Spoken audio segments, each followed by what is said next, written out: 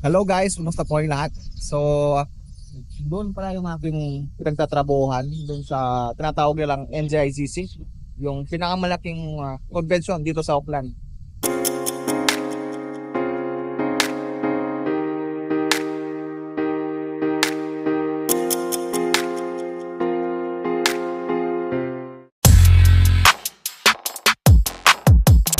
So makikita dito, malapit lang sa amin yung, ayun na, asan na? Ayan, yung Sky Tower. So ayan, magbabas po pala tayo ngayon. Kadadal lang halos ng ano nung bus number 18. Pero gusto ko yung double. Single lang yung dumaan kanina eh. Ayan pala, shoutout kay Pastor. Ayan, kadadal lang. Pastor! So ang pag-uusapan natin ngayon guys, kung magkano pa yung natitira sa akin sa 1,100 net pay. Galing sa payslip yun guys, wala pa yung mga bahay. So ang pag-uusapan natin ngayon, kapag kinaltas na yung mga bahay, pagkain, sakyan, tsaka yung mga ibang loan, doon tayo sa loob ng bus mamaya mag-vlog, doon tayo mag-usap. So let's go, antay lang natin saglit yung susunod na bus. Actually guys, ito na dapat yung sasakyan ko na bus papunta sa bahay namin, kaya lang single ulit yung dumaan. So try nating antayin yung susunod na bus, yung mataas ba, para mas maganda kasi yung view kapag mataas guys eh. So antayin pa natin yung susunod. So kapag ang sumunod na masasakyan natin yung single, baka sasakyan na rin tayo kasi oras na guys eh. Pero try pa natin, baka sakaling may dumaan na double.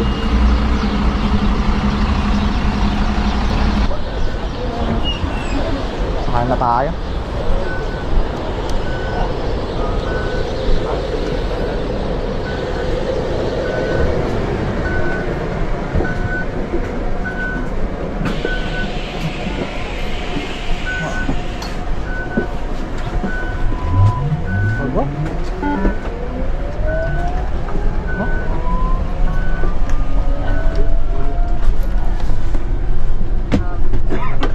Titirition Nicholas.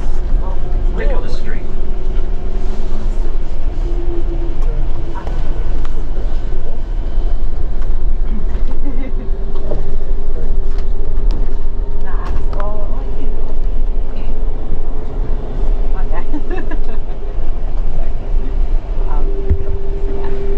Hindi na pala ako nakapag-vlog sa loob ng bus kasi naman napakaraming tao. Biglang napuno kanina, tsaka kasi sa loob napakatahimik, kaya naman magingay. So dito lang tayo dito natin pag-usapan yung nasabi ko kanina, kung magkano yung natitira pa sa sahod ko na net payslip, 1,100. So ito pala yung habang nag-aantay ako, dito na tayo tatapusin yung usapan natin. Ito yung aking lugar pala ngayon guys. So ayan, dito yung Lin Mall guys, Lin Mall. Ayan. So yan guys so ang natitirang sahod ko sa every week ay 1,100. So ilista natin yung bahay. So yung bahay ko pala guys ay all in, yung tinatawag na lang all in, kasama na yung kuryente tsaka yung tubig, ay nagkakalaga ng $150. Tapos yung aking sakyan weekly din, nagkakalaga ng 125. Tapos yung insurance ng aking sakyan ay 25 a week. Tapos ang susunod doon ay ang okay na yung bahay, all in, okay na yun sakyan, okay na rin. 125 yung sakyan guys. Paki-compute na lang natin mamaya. Sabay-sabay natin compute mamaya kung magkano lang ang natitira at makikaltas ko. So ngayon meron din akong loan. Ang aking loan ay maabot din ng 200 ang kaltas ko per week kasi malaking na loan ko nung nakaraang buwan. So yun ang pinakamalaking nakakatasan sa akin ngayon, yung loan, talagang napakalaki. Tapos meron din akong life insurance. Ang life insurance ko dito guys ay nasa $26 per week. Yun din, medyo malaki din. So at least pagka ilayo ng Panginoon, mangyari, hindi lang sa buhay natin, sa company, mawalan trabaho, meron tayong panglalaban kahit pa paano. So yun guys, pakikwenta na lang kung magkano ang natitira. So ano ba yung kinakaltas sa ating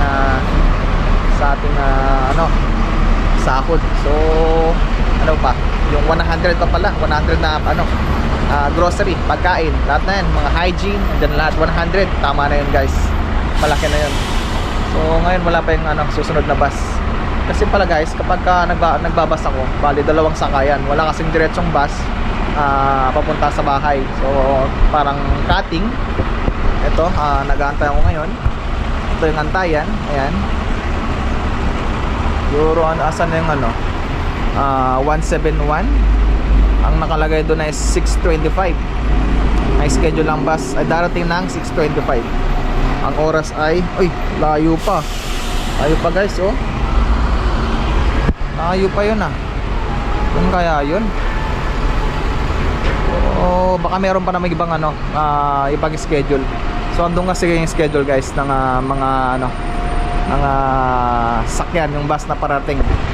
So yun guys lang ang masabi ko, kahit paano, kahit may loan tayo, kahit mahal yung dito, yung cost of living, meron pa namang natitira sa awa ng Diyos.